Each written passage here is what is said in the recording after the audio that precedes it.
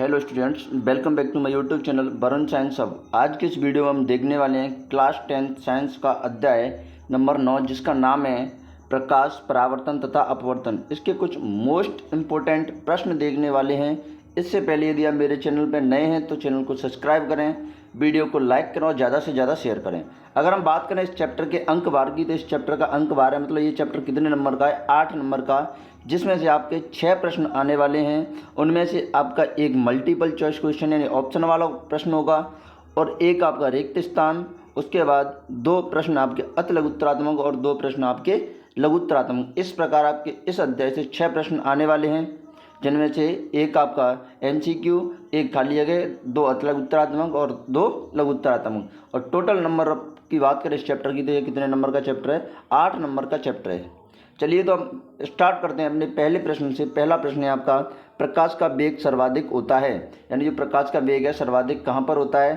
तो option first है आपके पास तारपीन में, ऑप्शन सेकंड है कांच में, ऑप्शन थर्ड है पानी में, ऑप्शन फोर्थ है निर्वात में। निर्वात का मतलब होता है यहाँ पर हवा भी प्रेजेंट नहीं है। तो अगर हम बात करें इस प्रश्न के आंसर की, तो इस प्रश्न का आंसर हो जाएगा आपका ऑप्शन नंबर 4, यानी जो प्रकाश का वेग है वो सर्वाधिक कहाँ पर होता है? निर्वात के अंदर होता कितना है? तो 3 × 10⁸ मीटर प्रति सेकेंड होता है। अगला प्रश्न है आपका, प्रकाश का वेग न्यूनतम होगा।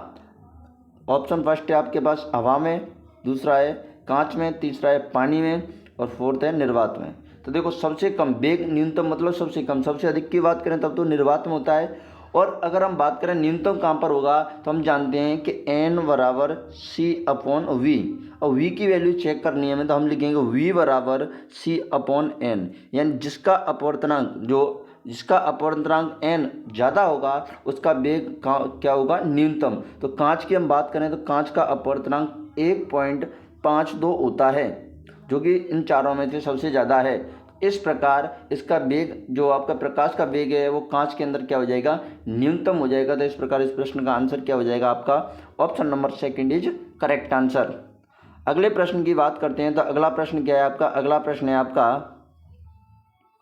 अगला प्रश्न है, एक उत्तल दर्पण से सदैव प्रतिबिंब बनेगा। एक उत्तल दर्पण है, उससे सदैव प्रतिबिंब कैसा बनेगा?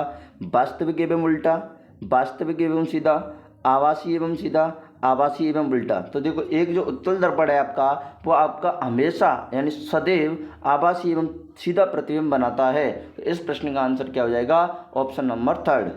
अगला प्रश्न है आपका, किसी वस्तु का सीधा तथा आवर्धित मतलब उससे बड़ा आवर्धित प्रतिबिंब प्राप्त करने के लिए प्रयुक्त दर्पण तथा लेंस है। यानी आपको एक तो सीधा प्रतिबिंब बनाना है और आवर्धित बनाना है, तो उसके लिए आपको कौन सा दर्पण चाहिए और कौन सा लेंस चाहिए? तो अगर बात करें अवतल दर्पण, उत्तल दर्पण ऑप्शन फर्स्ट में, ऑप्शन सेकंड है आपका अवतल दर्पण अवतल लेंस, ऑप्शन थर्ड है उत्तल दर्पण अवतल लेंस, ऑप्शन फोर्थ है उत्तल दर्पण उत्तल लेंस। ठीक है। तो अगर हम बात करें, अगर आपको सीधा तथा आवर्धित प्रतिबिंब चाहिए तो उसके लिए आपको दर्पण का जस्ट अपोजिट लेंस चाहिए। तो दर्पण की हम बात करें तो हमें दर्पण की जरूरत होगी अवतल दर्पण की। कौन से दर्पण की जरूरत होगी? अवतल दर्पण की, क्योंकि जो लास्ट वाली स्थिति आती है उसमें क्या होता है? उसमें आपका सीधा और आवर्धित प्रतिबिंब बनता है। उस प्रकार अब मैंने क्या कहा आपसे कि उसका जस्ट जो दर्पण चाहिए उसका जस्ट अपोजिट लेंस चाहिए। तो लेंस कौन सा चाहिए? उत्तल लेंस। इस प्रकार प्रश्न का आंसर क्या हो जाएगा? Option number first is correct answer. अगले प्रश्न की बात करते हैं। अगला प्रश्न क्या है आपका? अगला प्रश्न है दर्पण यानी गोलीय का सूत्र है, यानी गोलीय दर्पण का सूत्र क्या है? यानी इसे आप दर्पण सूत्र भी बोल सकते हैं। तो अगर दर्पण सूत्र की बात करें तो 1/v - 1/u बराबर 1/f। सेकेंड है -1/v - 1/u बराबर 1/f। थर्ड है 1/u - 1/v बराबर 1/f। ऑप्शन फोर्थ है आपके पास कौन सा? 1/v + 1/u बराबर 1/f। तो जो आपका ऑप्शन नंबर फोर्थ है वही आपका क्या होता है? दर्पण सूत्र है, गोलीय दर्पण का सूत्र होता है, जिसके अंदर आपकी v प्रतिबिंब दूरी, u आपका जो बिंब दूरी और f क्या है? उसकी फोकस दूरी। अगले प्रश्न की बात करते हैं। अगला प्रश्न क्या है आपका? अगला प्रश्न है, निर्वात में प्रकाश की चाल होती है। तो अभी मैंने बताया था निर्वात में प्रकाश की चाल कितनी होती है? 3 × 10⁸ मीटर प्रति सेकेंड। ये होती है आपकी निर्वात के अंदर प्रकाश की चाल। अगले प्रश्न की बात करते हैं। अगला प्रश्न है, गोलीय दर्पण की वक्रता त्रिज्या तथा फोकस दूरी के मध्य संबंध होता है। तो अगर हम बात करें गोलीय दर्पण की वक्रता त्रिज्या फोकस दूरी के मध्य संबंध की, तो संबंध आता है आपका r बराबर 2f। क्या आता है? r बराबर 2f। अब आप यहाँ पर देखोगे तो इन ऑप्शंस में ऐसा कोई नहीं, f बराबर 2r, f बराबर r/2, f बराबर r बराबर f/2। ठीक है, तो हमें देखना क्या चाहिए अब, लेकिन ये ऐसा तो नहीं है इसमें, तो क्या करेंगे हम, f बराबर r/2 कहाँ पर दिख रहा है हमें? ऑप्शन नंबर सेकंड के अंदर f बराबर r/2। ये रिलेशन भी हो सकता है, बिल्कुल हो सकता है। तो इस प्रश्न का आंसर क्या हो जाएगा? Option number second is correct answer. अगले प्रश्न की बात करते हैं। तो अगला प्रश्न क्या है हमारा? अगला प्रश्न है, अवतल लेंस के सामने रखी वस्तु का प्रतिबिंब सदैव बनेगा। अब देखो, अवतल लेंस है, उसके सामने जस्ट वस्तु रखी है, तो उसका जो प्रतिबिंब है वो कैसा बनेगा? तो आभासी एवं सीधा, वास्तविक एवं सीधा, आभासी एवं उल्टा, वास्तविक एवं उल्टा। देखो, पहली बात तो ये वास्तविक के साथ उल्टा होना चाहिए, तो ये ऑप्शन भी गलत है, और आभासी के साथ सीधा होना चाहिए, ये ऑप्शन भी गलत है। अब हम बात करें अवतल लेंस की, तो अवतल लेंस आपका कार्य करता है उत्तल दर्पण की तरह। किसकी तरह कार्य करता है? उत्तल दर्पण की तरह। अब आपको पता है कि जो उत्तल दर्पण है वो आपका कैसा प्रतिबिंब बना कर देता है? तो वो आपका प्रतिबिंब देता है आभासी एवं सीधा। इस प्रकार इस प्रश्न का आंसर क्या हो जाएगा? Option number first is correct answer. अगले प्रश्न की बात करते हैं। अगला प्रश्न है आपका, निम्न में से कौन सा पदार्थ लेंस बनाने के लिए प्रयुक्त नहीं किया जा सकता?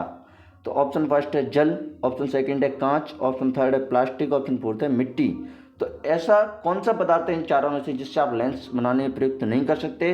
तो आपका पदार्थ है मिट्टी, क्योंकि मिट्टी एक पारदर्शी नहीं होती है, जबकि लेंस अगर किसी पदार्थ से बनाया जा रहा है तो वो कैसा होना चाहिए? पारदर्शी। तो इस प्रश्न का आंसर क्या आ जाएगा? Option number fourth is correct answer. अगले प्रश्न की बात करते हैं। अगला प्रश्न क्या है, कौन सी घटना के कारण पानी में रखी पेंसिल मुड़ी हुई दिखाई देती है? यानी ऐसी कौन सी घटनाएं हैं जिसके कारण पानी में रखी हुई पेंसिल कैसी दिखाई देती है? मुड़ी हुई दिखाई देती है। ऑप्शन फर्स्ट है विवर्तन, ऑप्शन सेकंड है प्रकीर्णन, ऑप्शन थर्ड है परावर्तन, ऑप्शन फोर्थ है अपवर्तन। तो अगर हम बात करें पानी में डूबी हुई पेंसिल की मुड़ी दिखाई देने की घटना, तो वह आपके प्रकाश के अपवर्तन के कारण दिखाई देती है। इस प्रश्न का आंसर क्या हो जाएगा? Option number fourth is correct answer. अगले प्रश्न की बात करते हैं। तो अगला प्रश्न है आपका, प्रश्न क्या है, किसी शब्दकोश में पाए गए छोटे अक्षरों को पढ़ते समय आप निम्न में से कौन सा लेंस पसंद करेंगे? क्या है, मान लो किसी जो आपका शब्दकोश है, डिक्शनरी है, उसमें आप क्या कर रहे हो? छोटे अक्षरों को पढ़ रहे हो, तो आप उसके लिए क्या करोगे? 50 सेंटीमीटर फोकस दूरी का उत्तल लेंस, ऑप्शन फर्स्ट है 50 सेंटीमीटर फोकस दूरी का उत्तल लेंस, ऑप्शन सेकंड है 50 सेंटीमीटर फोकस दूरी का एक अवतल लेंस, ऑप्शन थर्ड है 5 सेंटीमीटर फोकस दूरी का एक उत्तल लेंस, और ऑप्शन फोर्थ है 5 सेंटीमीटर फोकस दूरी का एक अवतल लेंस। देखो, फोकस दूरी उसके लिए क्या चाहिए आपको? ज़्यादा, और फोकस दूरी ज़्यादा मतलब 50 सेंटीमीटर, तो दोनों 5 और 50 में डिफरेंस है, 5 कम है 50 ज़्यादा है। अब लेंस कैसा चाहिए? तो आप देख सकते हैं कि आपको छोटे अक्षरों को पढ़ना है। कैसे अक्षरों को पढ़ना है? छोटे अक्षरों को पढ़ना है, और छोटे अक्षरों को पढ़ने के लिए देखो लेंस की जरूरत होगी आपको उत्तल लेंस की, क्योंकि जो उत्तल लेंस क्या करता है? प्रकाश किरणों को एकत्रित करता है, जबकि अवतल लेंस क्या करता है? अवतल लेंस क्या करता है? किरणों को फैला देता है। तो आपको एकदम निगाह सटीक बनाए रखने के लिए किस लेंस की जरूरत होगी? जो आपका उत्तल लेंस है उसकी। तो इस प्रश्न का आंसर क्या हो जाएगा कि जो आपको लेंस चाहिए वो कौन सा चाहिए? 50 सेंटीमीटर फोकस दूरी का एक उत्तल लेंस चाहिए। अगला प्रश्न है आपका, अगला प्रश्न क्या है? अगले प्रश्न की बात करें तो अगला प्रश्न है आपका, किसी दर्पण से चाहे आप कितनी ही दूरी पर खड़े हो, आपका प्रतिबिंब सदैव सीधा प्रतीत होता है, संभवतः दर्पण है।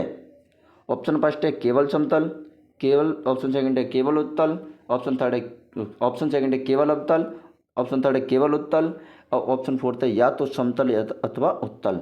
इस प्रश्न का आंसर क्या है? या तो आपके पास समतल दर्पण होना चाहिए, या फिर कैसा दर्पण होना चाहिए? आपके पास उत्तल दर्पण होना चाहिए। तो इस प्रश्न का आंसर क्या हो जाएगा? Option number fourth is correct answer. अगले प्रश्न की बात करते हैं, जो कि RBSc 2022 के अंतर्गत पूछा गया है आपको कि परावर्तन के नियम लागू होते हैं केवल समतल दर्पण के लिए।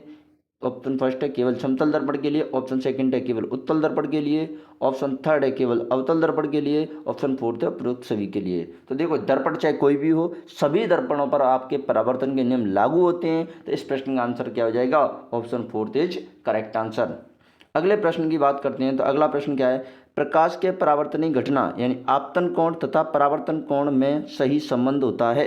देखो, प्रकाश के परावर्तन की घटना होती है तो आपतन कोण और परावर्तन कोण यानी कोण आई और कोण आई और कोण आर एक दूसरे के बराबर होते हैं परावर्तन की घटना के अंदर। तो इस प्रश्न का आंसर क्या हो जाएगा आपका, option number first is correct answer, क्योंकि देख सकते हैं यहाँ पर लिखा हुआ है कोण आई इज इक्वल टू कोण R. Option number first is correct answer.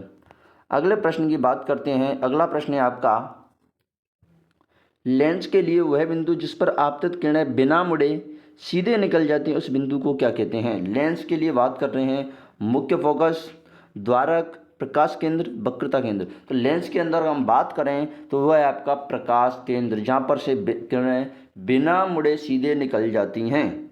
अगर दर्पण के लिए बात करते हैं तो दर्पण के लिए आता है आपका वक्रता केंद्र। क्या आता है, वक्रता केंद्र। तो इस प्रश्न का आंसर क्या हो जाएगा, option number third is correct answer. अगले प्रश्न की बात करते हैं। तो अगला प्रश्न क्या है आपका, अगला प्रश्न है डायप्टर मात्रक होता है। एंड डायप्टर किसका मात्रक होता है, फोकस दूरी का, आवर्धन का, लेंस शक्ति का, विभेदन क्षमता का। तो जो लेंस की शक्ति का मात्रक होता है वो क्या होता है, डायोप्टर। तो इस प्रश्न का आंसर क्या हो जाएगा आपके, ऑप्शन नंबर थर्ड। अगले प्रश्न की बात करते हैं। तो अगला प्रश्न है आपका, प्रकाश के अपवर्तन की क्रिया में कौन सी भौतिक राशि अपरिवर्तित रहती है। आवृत्ति, वेग, तरंग दैर्ध्य, इनमें से कोई नहीं। तो प्रकाश के अपवर्तन की घटना में जो आपकी आवृत्ति रहती है वो क्या रहती है, अपरिवर्तित रहती है। कैसी रहती है, अपरिवर्तित रहती है। तो इस प्रश्न का आंसर क्या हो जाएगा, option number first is correct answer. अगले प्रश्न की बात करते हैं। तो अगला प्रश्न है आपका, जल का अपवर्तनांक होता है 1.31, 1.33, 1.36, 1.2, 2.42। तो जो जल का अपवर्तनांक है आपका वो कितना होता है, 1.33। अगला प्रश्न है आपका, अगला प्रश्न क्या है, अगला प्रश्न है गोलीय दर्पण के परावर्तन पृष्ठ के केंद्र को कहते हैं। जो गोलीय दर्पणों के परावर्तन पृष्ठ या परावर्तक पृष्ठ होते हैं उनका जो केंद्र होता है उसको कहते हैं हम ध्रुव। क्या कहते हैं, ध्रुव। तो इस प्रकार इस प्रश्न का आंसर क्या हो जाएगा, option number second is correct answer. अगले प्रश्न की बात करते हैं। अगला प्रश्न क्या है आपका, अगला प्रश्न है पानी का अपवर्तनांक 1.33 है, पानी में प्रकाश की चाल होगी। तो देखो इसमें पूछा गया पानी का अपवर्तनांक दिया हुआ है आपको। तो अगर हम बात करें अपवर्तनांक तो n बराबर c/v होता है। अब हमें पानी के अंदर प्रकाश की चाल निकालनी है, v का वैल्यू निकालना है। तो v is equal to c/n। अब c/n की बात करें तो c का वैल्यू कितना होता है, 3 × 10⁸ मीटर प्रति सेकंड बटे n का वैल्यू कितना है, यानी अपवर्तन कितना है, 1.33। जैसे ही आप इसको सॉल्व करोगे तो जैसे आप इसको सॉल्व करोगे 3 से डिवाइड करोगे, 3 में डिवाइड जो 1.33 है उसको डिवाइड करो 1.33 से आप किसको डिवाइड करोगे 3 से, तब आपका आंसर निकल के आएगा। जो टोटल आंसर है वो आएगा आपका 2.26 × 10⁸ मीटर प्रति सेकंड। ठीक है, तो इस प्रश्न का आंसर क्या हो जाएगा आपका, option number third is correct answer. अगले प्रश्न की बात करते हैं। अगला प्रश्न क्या है आपका, अगला प्रश्न है किसी गोली दर्पण तथा किसी पतले गोली लेंस दोनों की फोकस दूरियां -15 सेंटीमीटर है, दर्पण तथा लेंस संभवतः है। तो सबसे पहले तो आपको पता होना चाहिए कि ऐसा कौन सा दर्पण है जिसकी फोकस दूरी माइनस में होती है, तो वो आपका दर्पण है अवतल। कौन सा है, अवतल। ठीक है, अगर बात करें हम लेंस की तो लेंस भी क्या हो जाएगा आपका, जो अवतल लेंस है उसकी भी फोकस दूरी क्या हो जाएगी, नेगेटिव हो जाएगी। तो इस प्रकार आंसर क्या है आपके प्रश्न का, दोनों अवतल, लेंस भी अवतल और दर्पण भी लेंस क्या होना चाहिए आपका, अवतल। इस प्रश्न का आंसर हो जाएगा कि अगर किसी भी दर्पण या फोकस लेंस की फोकस दूरी दोनों की ऋणात्मक है तो उसका आंसर क्या हो जाएगा, दोनों क्या होने चाहिए, अवतल। अगला प्रश्न है, अगला प्रश्न क्या है, अगला प्रश्न कहता है आपका दिया गया चित्र में कोण x का मान। देखो ये प्रश्न भी आपका PYQ यानी पूछा हुआ प्रश्न है, आपके बोर्ड एग्जाम के अंदर RBSC के अंदर पूछा हुआ प्रश्न है ये। अब ये क्या है, देखो ये वाला मतलब ये और अभिलंब, आपतित किरण और अभिलंब के बीच जो एंगल दिया हुआ दिया है 30 डिग्री। अब पूछ क्या रहा है कि आपतित किरण और परावर्तित किरण, अभिलंब और परावर्तित किरण के बीच मान होगा। तो आपने पढ़ा है कि कोण I बराबर कोण R। अब I की वैल्यू कितनी दी हुई, 30 डिग्री, तो R की वैल्यू कितनी हो जाएगी, 30 डिग्री। यानी जो आंसर होगा आपका वो क्या हो जाएगा, option number fourth is correct answer. आपको पता है कि कोई आपतित किरण अभिलंब से जितनी डिग्री के कोण पर आती है परावर्तन के पश्चात उतनी डिग्री के कोण पर निकल जाती है। अगले प्रश्न की बात करते हैं। तो अगला प्रश्न है आपका, रिक्त स्थानों की पूर्ति कीजिए। तो रिक्त स्थानों की पूर्ति में पहला प्रश्न है, निर्वात में प्रकाश की चाल खाली जगह होती है। अभी बताया था मैंने कितनी होती है, 3 × 10⁸ मीटर प्रति सेकंड। अगला प्रश्न है आपका, अभिलंब व आपतित किरण के बीच बनने वाला कोण खाली जगह कहलाता है। तो अभिलंब और आपतित किरण के बीच बनने वाला जो कोण है आपका, वो क्या कहलाता है, आपतन कोण। कौन सा कहलाता है, आपतन कोण। अगला प्रश्न है, लेंस की फोकस दूरी हमेशा ऋणात्मक होती है। ऐसा कौन सा लेंस है जिसकी फोकस दूरी हमेशा ऋणात्मक होती है, तो आपका लेंस है कौन सा, अवतल लेंस, जिसकी फोकस दूरी हमेशा क्या होती है, ऋणात्मक होती है। अगला प्रश्न है आपका, अगला प्रश्न क्या है, खाली जगह लेंस के द्वारा केवल आभासी प्रतिबिंब बनता है। तो ऐसा कौन सा लेंस है जिसके द्वारा आभासी प्रतिबिंब बनता है, तो आपका लेंस है अवतल लेंस। कौन सा लेंस है, अवतल लेंस। उसके बाद अगला प्रश्न है आपका, प्रकाश किरण का परावर्तक पृष्ठ से टकराकर पुनः उसी माध्यम में प्रकाश किरण का लौटना खाली जगह कहलाता है। तो पुनः उसी माध्यम में लौटना ये एक प्रकाश की घटना है जिसका नाम क्या है, प्रकाश का परावर्तन। अगला प्रश्न है आपका, ऐसा दर्पण जिनका परावर्तक पृष्ठ गोलीय होता है उन्हें दर्पण कहते हैं। कौन से दर्पण कहते हैं, ऐसे दर्पण जिनके परावर्तक पृष्ठ गोलीय होते हैं उन्हें कौन से दर्पण कहते हैं, गोलीय दर्पण। कौन से दर्पण कहते हैं, गोलीय दर्पण कहते हैं। उसके बाद अगला प्रश्न है आपका, अगला प्रश्न क्या है, अगला प्रश्न है, ऐसा गोलीय दर्पण जिनका परावर्तक पृष्ठ अंदर की ओर अर्थात गोले के अंदर की ओर वक्रित होता है उसे खाली जगह कहते हैं। तो उसे कहते हैं आपका अवतल दर्पण। और इसके डायग्राम की बात करें तो इसका डायग्राम इस प्रकार बनता है, इसके बाहर क्या होती है, पॉलिश होती है, ये होता है आपका अवतल दर्पण। अगला प्रश्न है आपका, अगला प्रश्न क्या है, अगला प्रश्न है, ऐसा गोलीय दर्पण जिनका परावर्तक पृष्ठ बाहर की ओर वक्रित होता है उसे खाली जगह दर्पण कहते हैं। तो उसे क्या कहते हैं, उत्तल दर्पण। क्या कहते हैं, उत्तल दर्पण। उसके बाद अगला प्रश्न है आपका, अगला प्रश्न क्या है, लेंस में स्थित वह बिंदु जिसमें होकर जाने वाली प्रकाश की किरण बिना मुड़े सीधे निकलती है उसे लेंस का खाली जगह कहते हैं। तो उसे क्या कहते हैं, लेंस का प्रकाशिक केंद्र। अगला प्रश्न है आपका, लेंस के प्रकाशिक केंद्र तथा मुख्य फोकस के बीच की दूरी कहलाती है। यानी लेंस के प्रकाशिक केंद्र और मुख्य फोकस के जो बीच की दूरी होती है वो क्या कहलाती है, आपकी फोकस दूरी कहलाती है। अगला प्रश्न है आपका, अगला प्रश्न क्या है, उत्तल लेंस की क्षमता धनात्मक तथा अवतल लेंस की क्षमता खाली जगह होती है ऋणात्मक। उत्तल लेंस की जो क्षमता होती है वो कैसी होती है, धनात्मक होती है, और अवतल लेंस की क्षमता होती है वो कैसी होती है, ऋणात्मक होती है। अगला प्रश्न है आपका, अगला प्रश्न क्या है, सर्वाधिक अपवर्तनांक खाली जगह होता है। तो सर्वाधिक अपवर्तनांक किसका होता है, हीरे का। कितना, 2.24।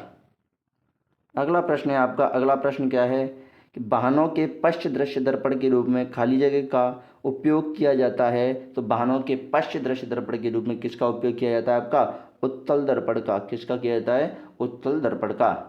क्योंकि ये क्या है, पीछे वाले सभी वाहन या जो कोई भी वस्तु आ रही है उनका छोटा और आभासी और सीधा प्रतिबिंब बनाकर देता है। उसके बाद है आपका, वाहनों के अग्रदीप यानी हेडलाइटों में खाली जगह दर्पण का उपयोग किया जाता है या उपयोग होता है। आरबीएससी 2022 के अंतर्गत पूछा गया है आपको। तो वह आपका कौन सा आता है, अग्रदीपों की बात करें तो आपका आता है अवतल दर्पण। अग्रदीपों कौन सा दर्पण उपयोग किया जाता है, आपका अवतल दर्पण। ठीक है। अगला प्रश्न है आपका, चेहरे का बड़ा प्रतिबिंब देखने के लिए शेविंग दर्पण के रूप में खाली जगह को उपयोग में लिया जाता है। यानी चेहरे का बड़ा प्रतिबिंब देखने के लिए किस को उपयोग में लिया जाता है, अवतल दर्पण को। किसको लिया जाता है, अवतल दर्पण को। अगला प्रश्न है आपका, अगला प्रश्न क्या है, गोलीय लेंस की वृत्ताकार सीमा रेखा का प्रभावी व्यास खाली जगह कहलाता है। तो गोलीय लेंसों की वृत्ताकार सीमा रेखा, वृत्ताकार रूपरेखा का जो प्रभावी व्यास होता है वो कहलाता है आपका द्वारक। क्या कहलाता है, द्वारक कहलाता है।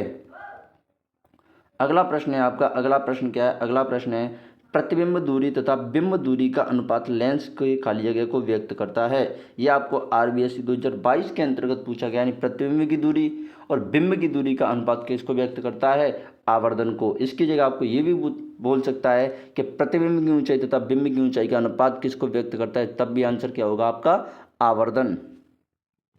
अगला प्रश्न है आपका, 10 सेंटीमीटर वक्रता त्रिज्या वाले अवतल दर्पण की फोकस दूरी होती है। अब देखो 10 सेंटीमीटर वक्रता त्रिज्या दी हुई है, हम जानते हैं कि r बराबर 2f होता है। अब वक्रता त्रिज्या कितनी, 10 सेंटीमीटर। हमें क्या पूछ रहा है, फोकस दूरी पूछ रहा है। तो f बराबर हम क्या लिख देंगे, 10/2 यानी कितनी हो जाएगी, 5 सेंटीमीटर। इस प्रश्न का आंसर क्या हो जाएगा आपका, 5 सेंटीमीटर। अगला प्रश्न है आपका, अब हम बात करेंगे अति लघुत्तरात्मक प्रश्नों की। किसकी बात करेंगे?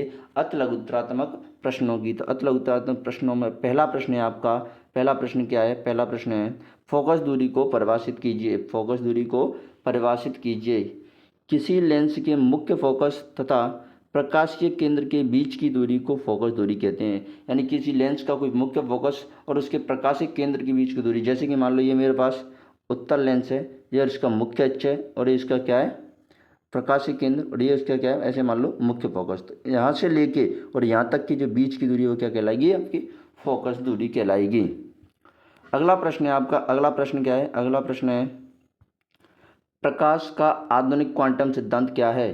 तो प्रकाश का आधुनिक क्वांटम सिद्धांत प्रकाश के कण संबंधी गुणों तथा तरंग प्रकृति के बीच सामंजस्य स्थापित करता है। यानी दोनों प्रकृतियों का विवरण देता है प्रकाश का आधुनिक क्वांटम सिद्धांत। अगला प्रश्न है आपका, अगला प्रश्न क्या है? यदि प्रकाश की किरण कांच की पट्टिका पर लंबवत आपतित होती तो अपवर्तन कोण का मान कितना होगा? अपवर्तन कोण का मान 0 होगा। कितना हो जाएगा? अपवर्तन कोण का मान 0 हो जाएगा, क्योंकि लंबवत आपतित होने का मतलब 90 डिग्री पर, और 90 डिग्री पर क्या होता है? हमारा अविलंब होता है। अगला प्रश्न है आपका विवर्तन किसे कहते हैं? तो यदि प्रकाश के पथ में रखी अपारदर्शी वस्तुएं अत्यंत छोटी हों तो प्रकाश सरल रेखा में चलने के बजाय इसके किनारों पर मुड़ने की प्रवृत्ति को विवर्तन कहते हैं। यानी प्रकाश का किसी तेज किनारों से मुड़ने की घटना क्या कहलाती है? उसका विवर्तन कहलाती है। अगला प्रश्न है आपका सरल सूक्ष्मदर्शी में कौन सा लेंस प्रयुक्त होता है? तो सरल सूक्ष्मदर्शी के अंतर्गत आपका अवतल लेंस प्रयुक्त होता है। उसके बाद आपका अगला प्रश्न है प्रकाश किरणों को फैलाने वाले लेंस का नाम बताइए। देखो, जो प्रकाश किरणों को फैलाता है वो लेंस आपका अवतल लेंस, जिसे अपसारी लेंस भी कहते हैं। उसके बाद अगला प्रश्न है आपका प्रकाश की किरणों को एकत्रित करने वाले लेंस का नाम बताइए। यानी जो प्रकाश किरणों को एकत्रित करता है उस लेंस का नाम क्या है? उत्तल लेंस, जिसे हम क्या कहते हैं? अभिसारी लेंस भी कहते हैं। अगला प्रश्न है आपका, अगला प्रश्न क्या है?